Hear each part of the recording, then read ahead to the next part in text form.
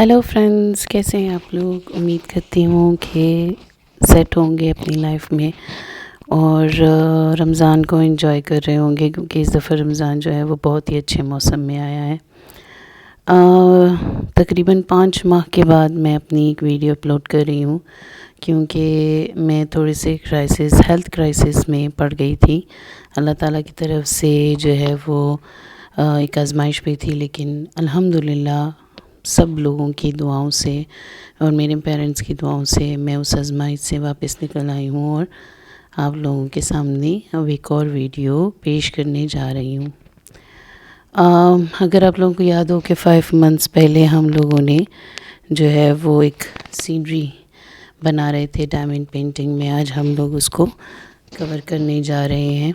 इसका 11 पार्ट है, या यूँ कहें कि 3rd लास्ट पार्ट है। इंशाल्लाह नेक्स्ट 2 वीडियोज़ में ये वीडियो कवर हो जाएगी, ये पिक्चर जो है वो कवर हो जाएगी, खूबसूरती से बन जाएगी। तो मैं फिर आप लोगों को दिखाऊंगी कि ये पिक्चर बनकर कैसी लगी।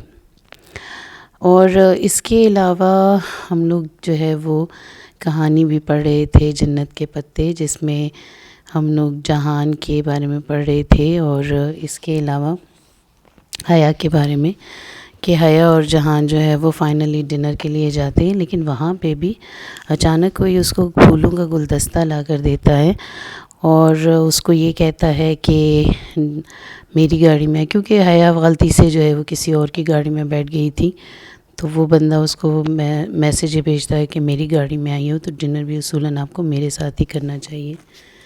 जिस पे जहान जो है वो थोड़ा सा मतलब हैरान होता है, थोड़ा परेशान भी होता है और उससे फिर कुछ सवालात करते हैं। और वो कुछ सवालात क्या होते हैं ये हम लोग अभी आगे पढ़ते हैं। कौन भेजता है तुम्हें ये सफ़ेद फूल, वो ख़ास से सर्द लहजे में बोला तो हया ने चौंक कर चेहरा उठाया। चंद लम्हे पेशतर की गर्म जोशी जहान की आंखों में मनकूद थी। इसके चेहरे पे ज़मानों की अजनबियत और रखाई छाई हुई थी।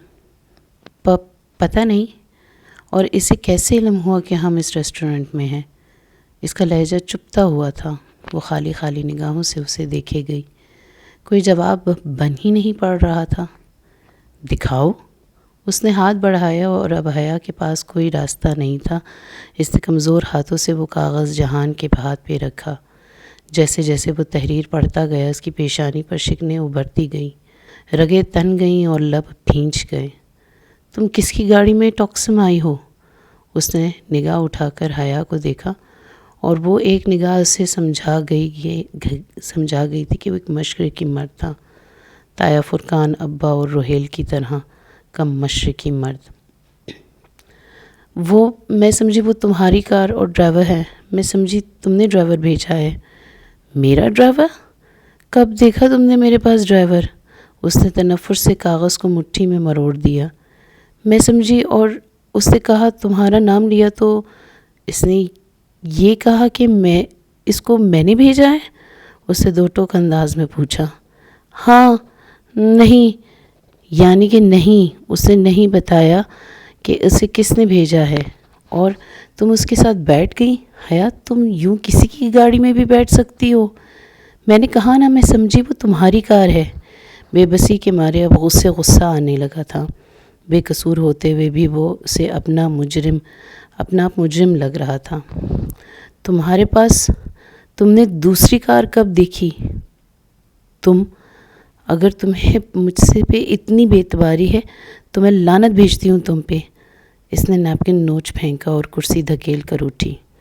जो शख्स ये हरकत करता है वो मुझसे पूछ कर नहीं करता, ना इसमें कोई कसूर है। अगर तुम्हें मुझे इतना ही बुरा समझते हो तो ठीक है, यहाँ अकेले बैठो, अकेले खाओ और अकेले रहो। उसने क्लच यूँ हाथ मार कर उठाया कि क्रिस्टल का गुलदान मेज़ से लड़क कर नीचे जा गिरा। छनाके की आवाज़ आई और वो किरचियों में बट गया। जहान शायद इसके लिए तैयार नहीं था, मगर वो इसके तासुरात देखने के लिए नहीं रुकी। वो तेज़ी से मेज़ के एक तरफ से निकली, स्टैंड पे लटका कोट कॉलर से पकड़कर खींचा और तेज़ तेज़ चलती हुई बाहर निकल गई। अगर वो उसके पीछे आना भी चाहता तो अभी جو نقصان وہ کر کے گئی تھی اسے پورا کر کے ہی آتا، اور اس کارروائی میں اسے جتنے منٹ لگتے اتنی دیر میں وہ دور جا چکی تھی۔ استقلال اسٹریٹ میں لوگ اسی طرح چل رہے تھے، وہ اس رش کے درمیان میں ہی کہیں تھی۔ اسے کوٹ پہنا نہیں، بازو پہ ڈال دیا اور دونوں بازو سینے پہ لپیٹے وہ تیز تیز قدم اٹھاتی چلتی جا رہی تھی۔ آنسو متواتر اس کی آنکھوں سے گر رہے تھے، اور وہ اس کے پیچھے نہیں آیا، اور اگر آیا بھی تو وہ اس شعور اور شور و رش میں نہ اسے دیکھ پائی نہ ہی اس کی آواز سن پائی۔ بس اسی طرح چلتی رہی۔ استقلال اسٹریٹ کا آخری کنارہ مڑ کر وہ ٹاکسم اسکوائر میں داخل ہوئی اور بالکل سیدھ میں چلتی ہوئی ٹاکسم پارک کی طرف بڑھ گئی۔ تاریک پارک کے ایک گوشے میں وہ سنگی بینچ ویران پڑا تھا۔ وہ گرنے کے سے انداز میں اس پہ بیٹھی اور چہرہ دونوں ہاتھوں میں چھپا کر پھوٹ پھوٹ کر رو دی۔ انا، خودداری، عزت نفس اور اپنی ذات کے وقار کے وہ سارے اسباق جو وہ ہمیشہ خود کو پڑھاتی اور یاد دلاتی رہی تھی، آج بہت ذلت کے ساتھ چکنا چور ہوئے تھے۔ وہ شخص کب اس کو یوں ذلیل نہیں کرتا تھا، یوں بے مول بے دقت نہیں کرتا تھا۔ اسے ایک موقع بھی یاد نہ آیا، ہمیشہ ہر دفعہ وہ یہی کرتا تھا، یا پھر ایسا ہو جاتا تھا۔ آخر کب تک وہ یوں چلے گا؟ بہت گرا لیا اس نے خود کو، بہت جھکا لیا، بہت بے مول کر لیا۔ اب وہ مزید نہیں جھکے گی، اب اسے جھکنا پڑے گا۔ بس آج یہ طے ہو گیا۔ اس نے بے دردی سے آنکھیں رگڑتے ہوئے سوچا، پھر ادھر ادھر پھیلی رات کو دیکھا تو واپسی کا خیال آیا۔ اس نے گود میں رکھا سنہری کلچ کھولا تاکہ موبائل نکال سکے، مگر موبائل تو اس نے پورا ہی نہیں آتا تھا، وہ تو اس نے میز پر ہی رکھا تھا، اور کوٹ اٹھائے باہر بھاگی۔ اپنا ترکی والا بھدا موبائل وہ اس ریسٹورنٹ میں چھوڑ آئی تھی۔ اسے ہر حالت میں موبائل واپس اٹھانا تھا، چاہے جہان سے سامنا ہو یا نہ ہو۔ چند منٹ بعد وہ ہانپتی ہوئی واپس استقلال اسٹریٹ میں اس ریسٹورنٹ کا دروازہ دھکیل کر اندر داخل ہوئی تو کونے والی میز خالی تھی۔ وہ دوڑ کر اس میز تک گئی اور ادھر ادھر چیزیں اٹھا کر اپنا موبائل تلاشا، مگر وہ کہیں نہیں تھا۔ کرسٹل کے ٹوٹے گلدان کی کرچیاں اب بھی فرش پر پڑی تھیں، اس کو اٹھا لی گئی تھیں۔ Problem madam? وہ آواز پہ پلٹی تو وہی باورچی ویٹر جس کی ناک پہ موٹا سا تل تھا متفکر سا کھڑا تھا۔ وہ بکے اسی نے اسے لا کر دیا تھا۔ میرا موبائل تھا اس میز پہ۔ وہ پریشانی سے گھنگریالی لٹیں کانوں کے پیچھے اڑستی ہوئی میز پہ چیزیں پھر سے ادھر ادھر کرنے لگی۔ جی ہاں پڑا تھا، مگر جب آپ گلدان گرا کر گئیں تو آپ کے ساتھ جو صاحب تھے انہوں نے وہ موبائل رکھ لیا اور مجھے کہا تھا کہ اگر آپ آئیں تو میں بتا دوں کہ وہ فون انہی کے پاس ہے، ویٹر نے ٹوٹی پھوٹی انگریزی میں بتایا۔ اوہ اچھا، اس کے تنے ہوئے اعصاب ڈھیلے پڑ گئے۔ ملنے کا ایک اور بہانہ۔ وہ چلا گیا؟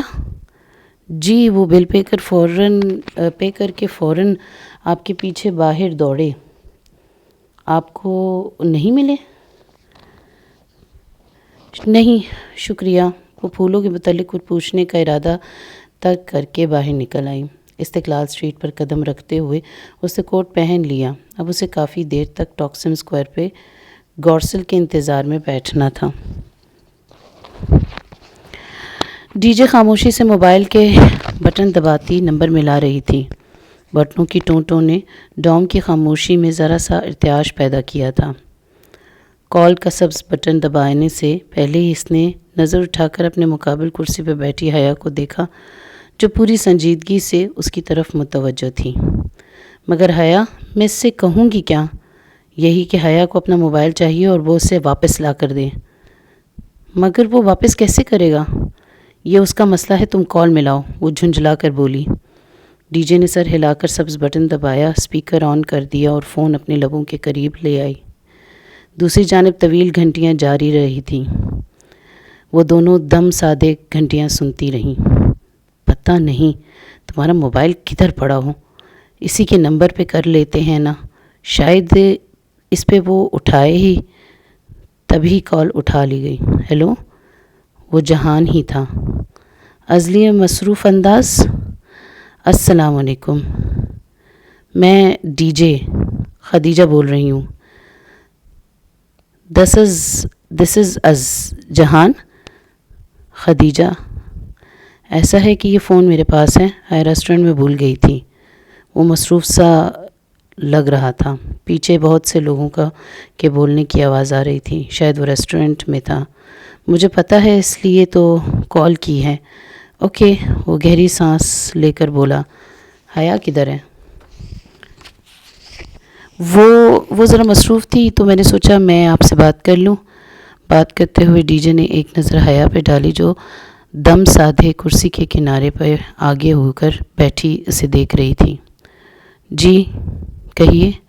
بات یہ تھی کہ میں اور حیا کل پرنسز آئلینڈز یعنی کہ شہزادیوں کے جزیروں پہ جانے کا سوچ رہے تھے. انفیکٹ ہم پرنسز آئلینڈز کے سب سے بڑے جزیرے بیویکادا جائیں گے. حیا نے ناسمجھی سے الجھ کر اسے دیکھا، پھر نفی میں سر ہلا کر روکا، مگر وہ مزے سے کہے جا رہی تھی. اوکے تو آپ کو فون چاہیے؟ نہیں، فون آپ اپنے پاس رکھیں، عیش کریں، ہمیں بس کمپنی چاہیے. ڈی جے ذلیل. وہ بنا آواز کے لب ہلا کر چلائی اور ڈی جے کی کونی مروڑی، مگر ڈی جے ہاتھ چھڑا کر اٹھی اور دروازے قریب جا کھڑی ہوئی.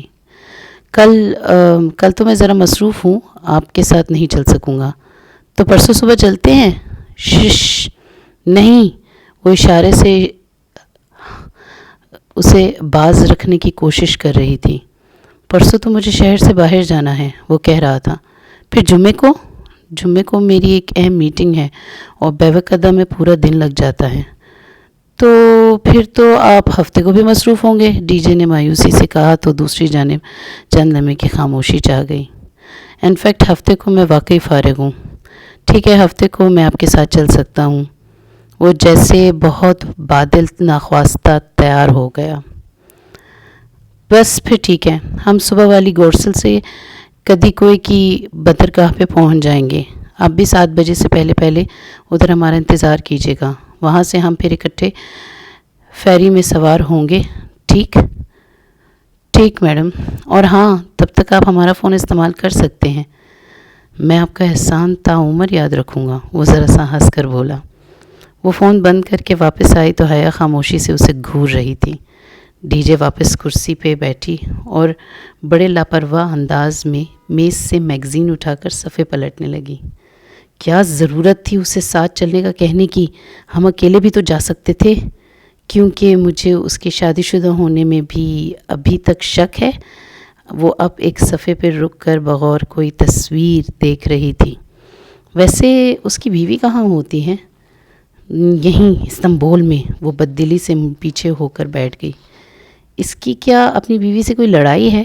کبھی ذکر نہیں کرتا اس کا. شاید میں نے اس موضوع پہ کبھی بات نہیں کی. ویسے بھی جہان کا نکاح بچپن میں ہی ہو گیا تھا. اب پتہ نہیں اس کو خود اپنے نکاح کا علم ہے بھی یا نہیں، کیونکہ وہ کبھی ذکر نہیں کرتا. شاید پپھو نے اسے چھپا رکھا ہو. بچوں والی باتیں کرتی ہو تم بھی. ڈی جے چہرہ اٹھا کر خفگی سے اسے دیکھا. آج کے دور میں ایسا کہاں ممکن ہے کہ کسی کا نکاح ہوا ہو اور اسے علم بھی نہ ہو. یقیناً اسے پتہ ہوگا، مگر یہاں سوال یہ ہے کہ نکاح اس کا جس سے بھی ہو تم اس کی اتنی کیئر کیوں کرتی ہو؟ ڈی جے پھر مسکراہٹ دبائے رسالے کی طرف متوجہ ہو گئی تھی. کیونکہ اس کا نکاح مجھ سے ہوا تھا، وہ آہستہ سے بولی تو ڈی جے نے ایک جھٹکے سے سر اٹھایا. یعنی او گاڈ، تمہارا اس سے نکاح ہوا تھا تو وہ تمہارا کیا لگا؟ سوتیلا ماموں لگا. وہ بگڑ کر بولی اور اپنے بینک کی طرف بڑھ گئی. او مائی گاڈ، تم نے مجھے اتنی بڑی بات نہیں بتائی. ڈی جے ابھی تک بے یقین تھی. اب بتا تو دی ہے نا. اب جاؤ، کلاس کا ٹائم ہونے والا ہے اور میں آج کیمپس نہیں جاؤں گی. وہ اوپر اپنے بستر میں پھر سے لیٹ گئی اور کمبل منہ پہ ڈال لیا. بہت ذلیل ہو تم حیا. او گاڈ، وہ تمہارا ہسبینڈ ہے؟ ڈی جے ابھی ٹھیک سے حیران ہی نہیں ہو پائی تھی کہ گھڑی پہ نگاہ ڈالی. ارے 8 بج گئے. وہ میگزین پھینک کر اٹھی اور کھڑکی کے سامنے جا کر کھڑی ہو گئی. پھر سلائڈ کھول کر چہرہ باہر نکالے، لبوں کے گرد دونوں ہاتھوں کا پیالہ بنائے، بآواز بلند چلائی، گڈ مارننگ ڈی جے. دور نیچے سے کسی لڑکے نے جواب ہانک لگائی تھی. ذلیل، وہ جل کر اور زور سے چلائی. چپ کرو، مجھے سونے دو. حیا نے تکیہ کھینچ کر اسے مارا، مگر وہ اسی کھڑکی کے پاس کھڑی صدائیں لگاتی رہی. یوں یہاں پہ سین بدلتا ہے. وہ یونیورسٹی کی عمارت کی بیرونی سیڑھیاں اتر رہی تھی جب اس کا موبائل بجا. وہ وہیں تیسری سیڑھی پہ رکی، فائل اور کتابیں دوسرے ہاتھ میں منتقل کیں اور باری باری کوٹ کی دونوں جیبیں کھنگالیں. پھر اندرونی جیب میں ہاتھ ڈالا اور چنگھاڑتا ہوا موبائل باہر نکالتا. یہ اس کا پاکستانی سم والا فون تھا.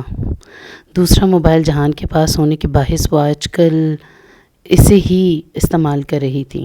چمکتی اسکرین پہ ترکی کا کوئی غیر شناسا نمبر لکھا آ رہا تھا. نمبر کس کا تھا اسے قطعاً یاد نہ آیا.